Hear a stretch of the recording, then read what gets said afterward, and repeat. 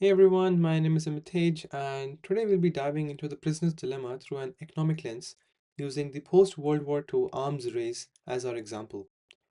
Have you ever wondered why two rational parties might make decisions that harm them both? Let's start by understanding what prisoner's dilemma is and why it matters in economics. The prisoner's dilemma demonstrates how self interest can prevent cooperation, even when working together leads to better outcomes. But how does this apply to economics?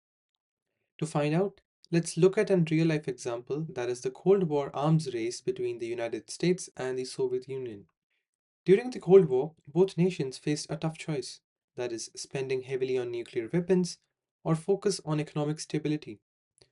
Military spending boosted defense but drained resources from sectors such as public infrastructure and social programs.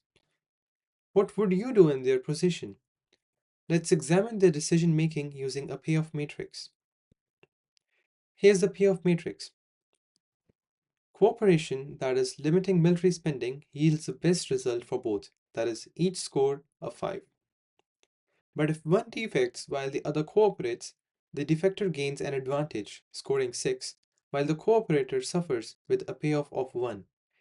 If both defect, they end up with 3 each, that is, worse off than if they had both cooperated. Can you see how mistrust and self interest drove their choices? Let's dig deeper. Why would both nations choose to defect? The dominant strategy was to escalate the military spending to avoid being outpaced. Each side, acting out of fear, ended up harming themselves economically. Isn't it fascinating how fear can override logic sometimes? So, the result? A Nash equilibrium where both nations defect, locked in a cycle of excessive spending, even though cooperation would have been better off for both. The fear of betrayal kept them stuck. The best outcome would have been mutual cooperation. Reducing military spending would have freed resources for economic growth and public welfare. But without trust, both nations prioritized short term security over long term prosperity.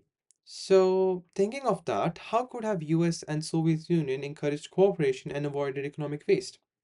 One strategy is repeated games. If the countries know that they'll continue interacting in the future, they might be willing to cooperate, seeing the long term benefits. Another strategy is tit for tat. If one country escalates, the other retaliates. If both countries cooperate, they continue cooperating. These strategies could help overcome the fear of defection and move towards a more stable, economically prosperous relationship. Thanks for watching. I hope the concepts of Prisoner's Dilemma is clear and all the best for your finals. Thank you.